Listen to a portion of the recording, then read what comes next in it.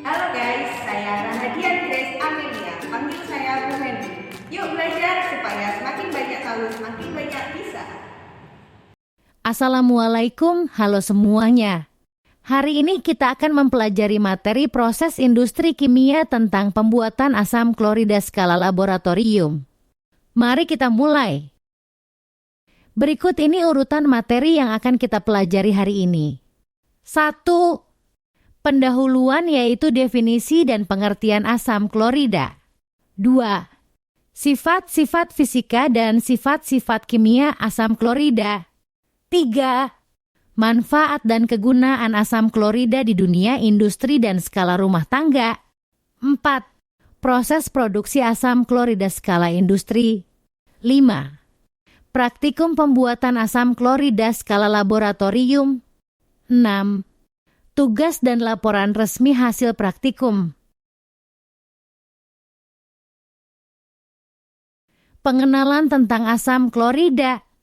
Asam klorida merupakan larutan jernih, tidak berwarna dan larut dalam air. Asam klorida bersifat sangat korosif. Di dunia industri kimia, asam klorida digunakan sebagai pereaksi kimia dalam produksi skala besar vinil klorida untuk plastik PVC dan MDI atau TDI untuk poliuretan. Dalam aplikasi skala yang lebih kecil, asam klorida banyak digunakan sebagai pembersih kerak keramik atau descaling, produksi gelatin dan aditif makanan lainnya, dan pengolahan kulit.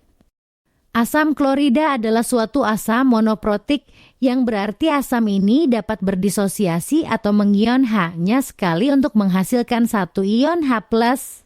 Di dalam air, ion H+ pada asam klorida bergabung dengan satu molekul air membentuk ion hidronium atau H3O+ dan ion klorida atau Cl.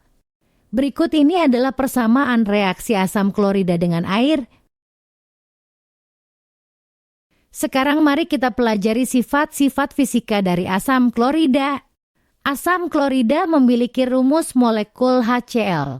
Asam klorida memiliki berat molekul sebesar 35,41 kg per mol. Dalam suhu ruang asam klorida berwujud liquid atau cair dan tidak berwarna. Titik didih asam klorida pada suhu 108 derajat Celcius dan titik lelehnya pada suhu min 52 derajat Celcius. Viskositas asam klorida pada suhu 25 derajat Celcius adalah 0,95. Indeks refraktif asam klorida yang diukur pada tekanan 1 atmosfer adalah 0,000415. Selanjutnya, sifat-sifat kimia dari asam klorida antara lain. Asam klorida bersifat oksidator kuat. Asam klorida juga bersifat sangat korosif dan beracun bagi pernafasan. Manfaat dan kegunaan asam klorida di dunia industri dan rumah tangga. 1. Sebagai bahan regeneran resin anion pada ion exchanger. 2. Sebagai pengontrol dan pengatur pH pada proses industri makanan, farmasi, dan air minum. 3. Sebagai larutan elektrolisis pada proses penyepuhan logam untuk memindahkan besi oksida atau mengelupaskan karat dari besi atau baja sebelum pengolahan ekstrusion, rolling, galvanizing, dan teknik lain. 4. Sebagai campuran organik pada industri pembuatan vinil klorida untuk pipa atau bahan yang terbuat dari PVC dan MDI dan TDI untuk poliuretan. 5. Sebagai reaktan dalam memproduksi ramuan makanan dan zat aditif makanan seperti aspartam, fruktosa, asam sitrat, lesin, hidrolizat sayuran, protein sebagai sumber makanan, dan juga pada proses pembuatan agar-agar. 6. Dalam skala rumah tangga, asam klorida digunakan untuk bahan pembersih kerak keramik dan konstruksi bangunan. Penjelasan dari proses flow diagram atau diagram alir proses produksi asam klorida skala industri adalah sebagai berikut. 1. Reaktan hidrogen dan klorin sebagai VI temperaturnya dinaikkan dengan menggunakan heater mencapai suhu 149 derajat Celcius. Kemudian reaktan diumpankan ke reaktor hingga terjadi reaksi antara hidrogen dan klorin menjadi asam klorida mencapai 90. Reaksi ini berlangsung dengan cepat dan eksotermis. 2. Gas yang keluar dari reaktor diturunkan temperaturnya sampai 40 derajat Celcius. Kemudian gas ini dialirkan ke bagian bottom absorber, sedangkan air sebagai absorbennya mengalir dari bagian top absorber. 3. Sisa gas asam klorida yang tidak terserap dan gas sisa lain akan masuk ke bagian bottom tails tower. Sedangkan produk asam klorida pada bagian bottom absorber dialirkan ke storage yaitu tangki NO1. 4. Sisa gas asam klorida dan gas-gas inert lain akan masuk tails tower TT01 yang berfungsi untuk menyerap asam klorida yang masih terkandung dalam tail gas. Kondisi operasi di tails tower yaitu 40 derajat Celcius dengan tekanan 1 atmosfer.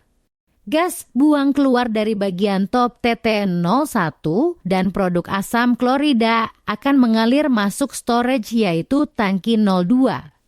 Produk asam klorida yang terbentuk konsentrasinya 38,76%. Sekarang mari kita bahas praktikum pembuatan asam klorida skala laboratorium. Berikut ini alat dan bahan praktikum. Alat dan bahan ini bisa kalian baca dan sesuaikan pada modul praktikum kalian. Selanjutnya ini adalah alat pelindung diri yang wajib kalian gunakan selama praktikum. Ingat, safety adalah tanggung jawab saya. Mari jadikan tempat kerja kita aman. Prosedur praktikum pembuatan asam klorida skala laboratorium dimulai dari tahap persiapan, yaitu 1. Timbang padatan natrium klorida sebanyak 17 gram, lalu masukkan ke dalam labu dasar rata yang bertindak sebagai reaktor. 2. Masukkan magnetic stirrer ke dalam labu dasar rata. 3. Masukkan 20 ml Aquades ke dalam labu Erlenmeyer. 4. Rangkai set alat reaktor pembuatan asam klorida. 5.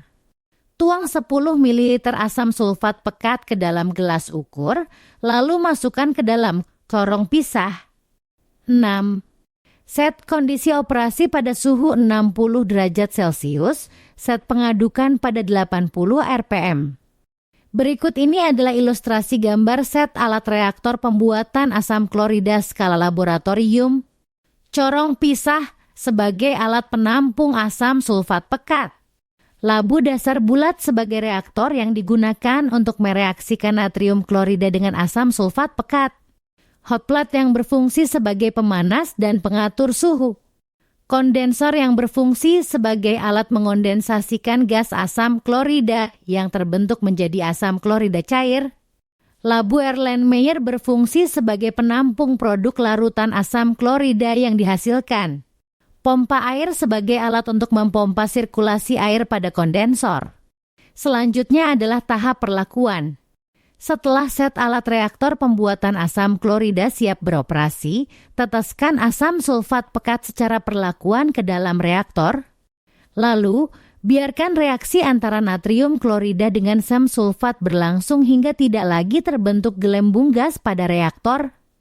Amati selama proses reaksi berlangsung dan catat hasilnya pada lembar laporan sementara.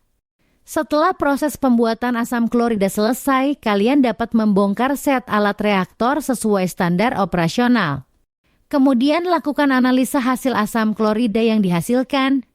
Prosedur analisa kadar asam klorida yang dihasilkan, yang pertama diawali dengan pembuatan larutan-larutan reagen yang digunakan. Kemudian lakukan standarisasi larutan natrium hidroksida dan hitung kenormalannya. 2. Lakukan pengenceran sampel asam klorida sebanyak 10 kali dalam labu ukur 100 ml. Beri label pada labu ukur. 3. Ambil 5 ml larutan asam klorida encer dan masukkan ke dalam labu Erlenmeyer. 4. Tambahkan 3 tetes indikator phenolphthalein ke dalam Erlenmeyer, lalu lakukan titrasi dengan larutan natrium hidroksida secara duplo. Hitung konsentrasi dan masanya. 5. Hitung yield asam klorida yang dihasilkan. Setelah kalian selesai melakukan praktikum tersebut, kalian wajib membuat laporan resmi hasil praktikum sesuai format sebagai berikut. Selamat bekerja. Semangat selalu dalam menuntut ilmu. Ingatlah, kesuksesan diraih dari kerja keras kalian hari ini.